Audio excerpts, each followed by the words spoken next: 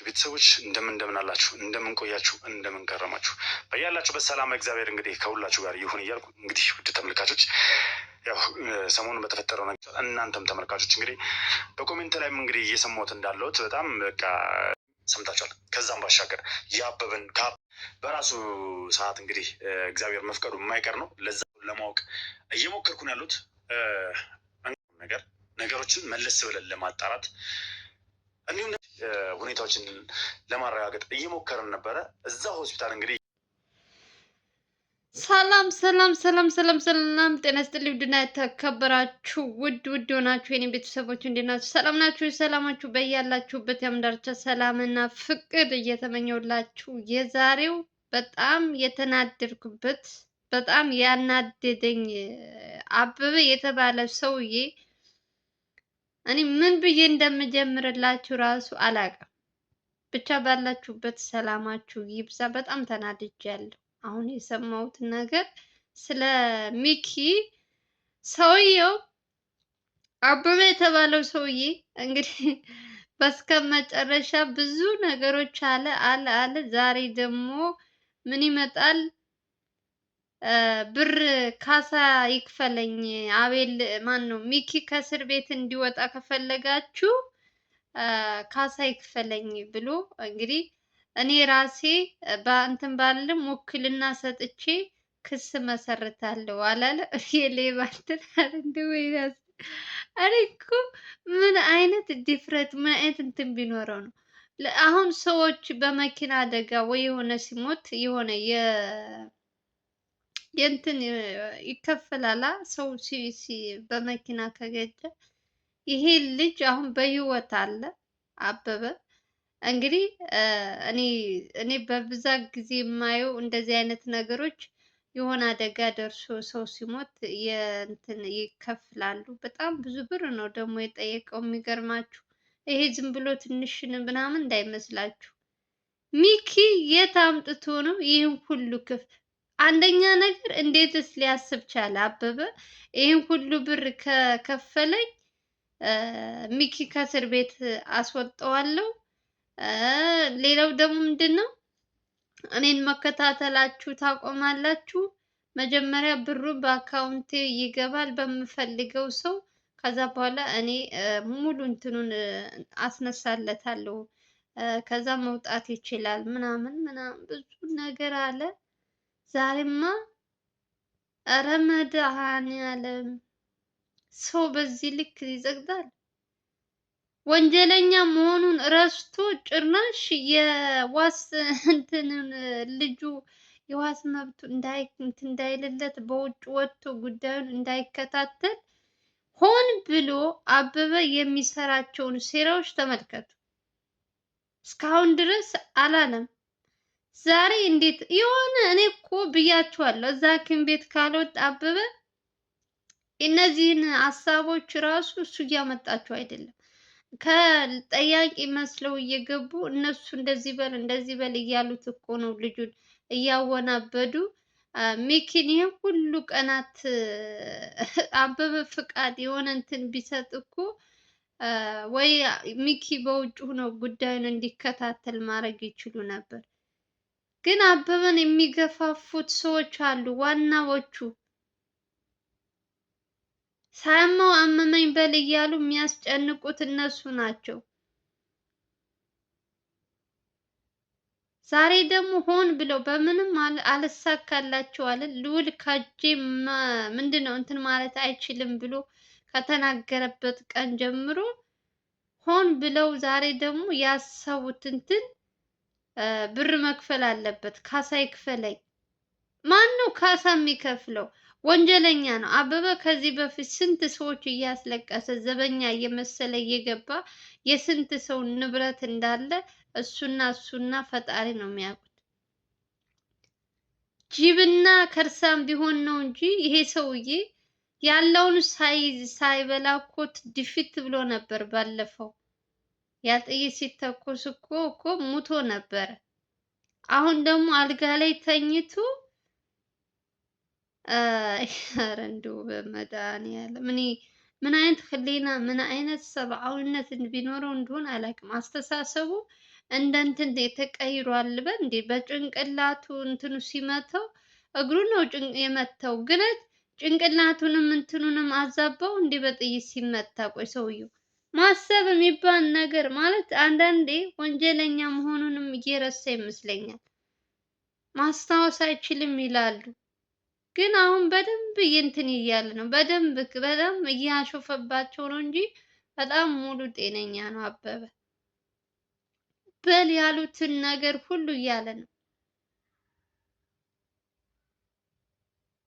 ሚኪ ከእስር ቤት ማስወጣት ከፈለጋችሁ የጠየቀው ብር እኔ እዚህ ጋር ልነግራችሁ በጣም በጣም በጣም እኔ አላቅም። ሰው ሲሞት አደጋ ላይ ምናምን በመኪና እንትን የሚከፍሉት የለም። የዛን ያክል ነው የጠየቀው።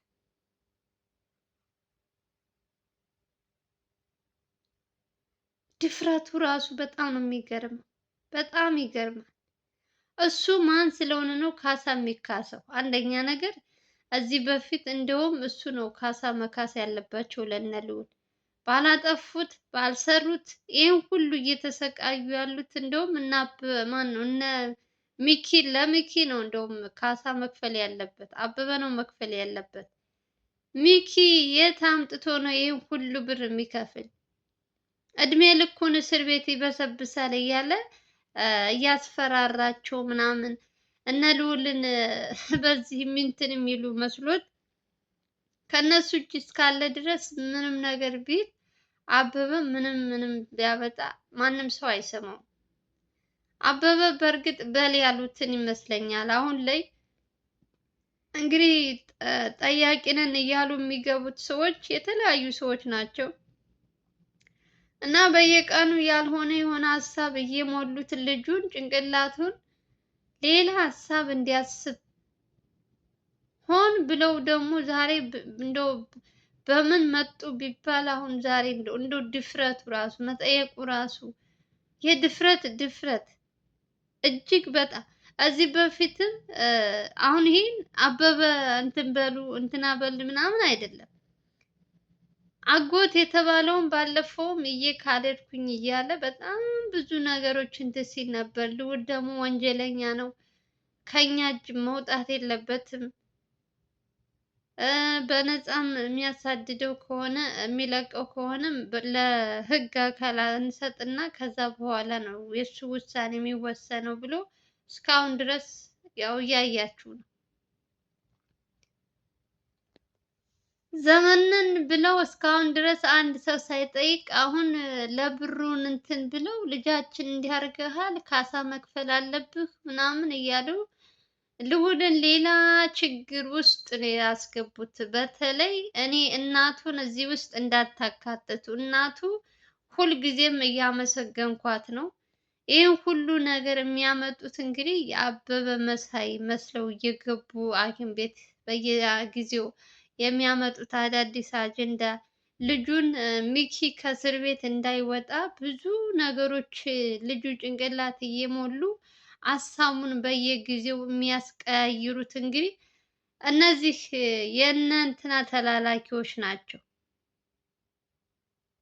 እንጂ እስካሁን ድረስ ሚኪ ይሄን ሁሉ ቀናት ራሱ አይታሰርም ነበር። ትልቁን ሁሉ እንትን የሚያሳስቱ እንግዲህ ጠያቂ መስለው የሚገቡ ሰዎች ናቸው።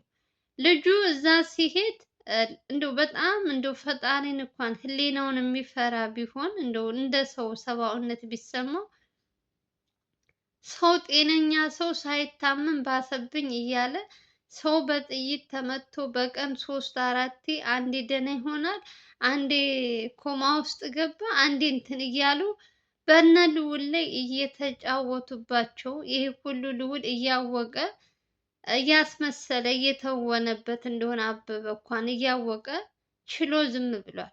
ዛሬ ደግሞ ከምንም በላይ አቤል ካሳ መክፈል አለበት ሲባል እንግዲህ እናንተ በዚህ ቦታ ብትሆኑ አላቅም። እኔ ልዑል እንደውም በጣም እንትን ነው በጣም እኔ አላቅም። ሲጀመር በፊትም ጀምሮ ሚኪ ከታሰረ ቀናት ጀምሮ ስራውን መስራት ምንም ሁሉ ነገር ጠፍቶበታል ልዑል። በጣም እንደ በፊቱ አይደለም፣ አይታችሁ ከሆነ ማለት ነው። ፈገግታውም ሁሉ ነገር ነው የነሱት። አበበ የተባለ ሰውዬ ከመጣበት ቀን ጀምሮ ስራውን በስነ ስርዓት እንዳይሰራ አድርገውታል። አሁን ደግሞ የኛ ጥፋት ነው በእኛ ሰው ነው የተጎዳ ብሎ እንክብካቤ እያደረጉ ሙሉ የሕክምና ወጪ ሁሉ እየቻሉ ይሄ ሁሉ አልበቃቸው ብሎ ካሳ ምን ማለት ነው? ቆይ አንድ ወንጀለኛ ስንት ዓመት ሙሉ ዘበኛ ነኝ እያለ በየቤቱ እየገባ ሰዎችን ሲያስለቅስ የሰው ንብረት እንትን ሲል የከረመ ሰውዬ ዛሬ መጥቶ ከነሱ ደግሞ ብር ሲጠይቅ ትንሽ እፍረት የለም?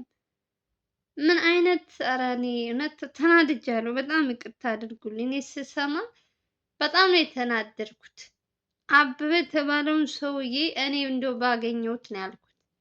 በእነሱ እንትን እኔ እንደዚህ ስሰማ የተቃጠልኩኝ ልዑል በዛ በቦታው ሆኖ ኧረ በፈጣሪ አምላክ ወይ ትዕግስት ስጠኝ፣ ትዕግስት ስጠኝ። ይህ ሁሉ ነገር እኮ ሚኪ ከእስር ቤት እንዳይወጣ እኮ ነው እንደዚህ አይነት አጀንዳ እያመጡ በየጊዜው የሰው ጭንቅላት የሚያዞሩት። የእውነት ይገርማል። የሰው ልጅ ጥበቡ፣ የሰው ልጅ ግን ተኝቶ ይበላል፣ ይጠጣል፣ ሀሳቡም ያመጣሉ፣ ይሰጡታል። እስካሁን ድረስ አንድ ዘመድ ያልተባለ፣ አሁን ግን ዘመነን ዘመነን የሚለው በዝቷል። ብታዩ ልዑል ሲነግራችሁ እውነት አሰማችኋለሁ። ስሙት። ዘመነን የሚለው ሰው በዛ። አንድ ያ ሁሉ እንትን ምክንያቱም አሁን ላይ ያለውን ንብረት በየእንትኑ ሁሉም ነገር መኪና፣ ቤት ይሄ አሁን ይሄ ሰውዬ እንደዚህ አይነት ንብረት አለው ቢባል ማንም ሰው አያምንም። ግን አሁን ላይ ሁሉም ነገር ስለታወቀበት የእሱ ዘመዶች ደግሞ በዙ በየእንትኑ በቃ ለመውረስ ነው ልጁ ሳይሞት በእንትኑ ዲ ኧረ ምን አይነት እኔማ ተቃጠልኩ። በአበበ የመጣ አንደኛ ነገር ሚኪ ከእስር ቤት እስከሚወጣ ነው እንጂ አበበ የተባለ ሰውዬ ከነጭራሹ ስሙን ራሱ መጥራትም አልፈልግም። በጣም አንገሽግሻ የነበረችው እንትና ነበረች ሊያ። እሷ አሁን ስለ እሷ አንድ ነገር በቃ መጣች፣ ቀጣለች፣ ታሰረች፣ አለቀ፣ ተዘጋ። ይሄኛው ጣራሞት ደግሞ ወይ እንዲህ ሰው ይሞት አትብላችሁ አትፈርዱም በሰው ላይ መቼም። አንገላታቸው ከበፊት ጀምሮ ከመጣ ቀን ጀምሮ ይሄው አለ በቃ ከነሱ እንትን አልወርድ ብሏል። መድኃኒዓለም እኔ በዚህ ልክ ሰው እንደዚህ ሲከፋ አላየሁም። የሆነት ጥፋቱን አምኖ እኮ ሰው ይቅርታ ይጠይቃል። አይደለም ካሳ ሊጠይቅ ይቅርና የሰራውን ስራ ያውቃል። በሱ ዙሪያ ያሉ ሰዎችም አበበ ምን አይነት ሰው እንደሆነ ያውቃሉ። ይህን ሁሉ ነገር እያወቁ ሚኪን ይሄን ሁሉ ብር ካመጣ ከእስር ቤት ይወጣል ማለት ትንሽ ህሊናቸው የተዛባ ቢሆን ነው እንጂ መክፈል ካለበትም ይቅርታ ማለት ካለበትም አበበ ነው ጥፋተኛው። ማንም ሰው ቢሆን ወንጀለኛ ሊያመልጥ ሲል ቆሞ አያይም። እኔም ቢሆን አንቺም ማናችሁም የምታረጉት ነገር ነው እና ሚኪ ጥፋት የለበትም። እኔ የሚኪ ጥፋት ምንም አይታየኝም። ስንት አመት ሙሉ ሰዎችን ሲያስለቅስ የነበረ ሰውዬ ሲያመልጥ ቆሞ እንዲያዩ ነው የሚፈልገው። ያለውን ሳይበላ ሊደፋ ነው ሰውየው። ጭራሽ ካለው ላይ ደግሞ ብር ብር ብር ይላል። እስካሁን ድረስ ጠይቆ የማያውቀው አሁን ደግሞ ሁሉም ነገር ልዑል እሱ የሚፈልገው ነገር እሺ አላለውም። ባለፈው አጎት የተባለውን የወስጄ እኔ እንትን እላለሁ ሲል ልዑል አይሆንም አለ። እዚህ በፊትም ውጭ ሀገር እንደዚህ ምናምን ተባለ። አይሆንም፣ ጤነኛ ነህ፣ እግርህ ብቻ ነው እንጂ ምንህም እንትን ህመም የሚባል የለብህም። ይሄ ሁሉ ነገር እንትን ሲባልበት ሚኪ ከእስር ቤት እንዲወጣ ከፈለጋችሁ ይሄን ያክል ብር ክፈሉኝ ብሎ ዛሬ ደግሞ መጣላችሁ። እንግዲህ ዘመድ የተባሉትም አሁን ላይ በየእንትኑ ሞልተዋል። የአበበ አጎት ነኝ ምንድን ነኝ አክስት ምናምን የሚሉ ሰዎች ማለት ነው። እስካሁን ድረስ አንድ ሰው አልነበረም። አሁን ነው የመጡት። ልዑልን ለማስጨነቅ የመጡ ሰዎች ናቸው። እኔ አላቅም። እንደውም ልዑል በጣም ትዕግስተኛ ነው። አሁንም የሚያስፈልገውን ነገር ራሱ እያደረገለት ነው ያለው። እንደሱ ጥፋት እንዳበበ እንትን ቢሆን ዞር ብዬ ራሱ አላየው። እመቤቴን ነው የምላችሁ።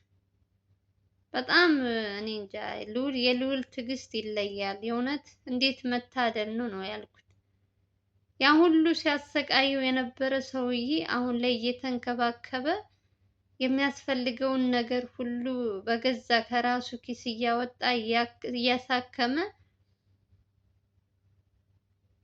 በዚህ ልክ ደግሞ ክፋት ሲያስብበት ትንሽ ይከብዳል። ብቻ ልቦና ይስጠን ለሁላችንም። ሚኪ በምንም አለ በምንም ይሄ አበበ ሴራው ምኑ ይከሽፍበታል እንጂ ሚኪ መውጣቱ አይቀርም፣ ምንም ቢል ማለት ነው። እሱ እንደፈለገ ማሰብ ይችላል። ከፈለገ ስንት ብር እንደፈለገ መጥራት ይችላል። ቁጥሩን ግን 0.5 ሳንቲምም አይሰጡትም። አይገርማችሁም? ሲያምረው ይቀራል።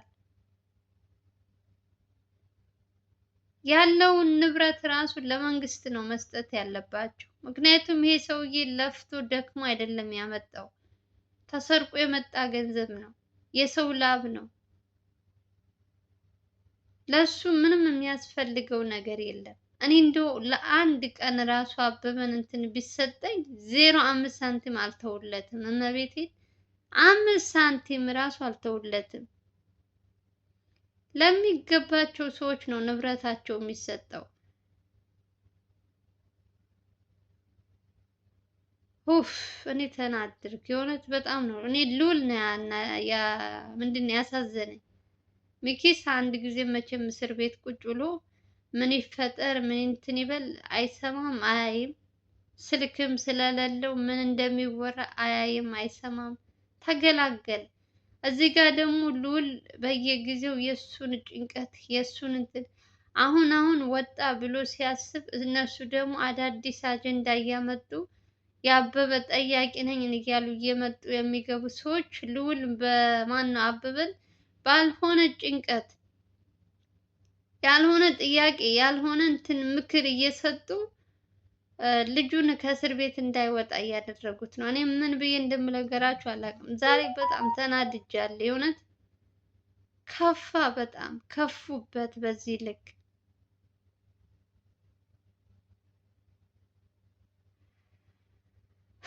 እግዚአብሔር ልቦና ይስጣችሁ። ለማንኛውም የምወዳችሁ እኔ ምንም ማለት አልችልም። የእውነት ስሰማው በጣም ተናድጃለሁ።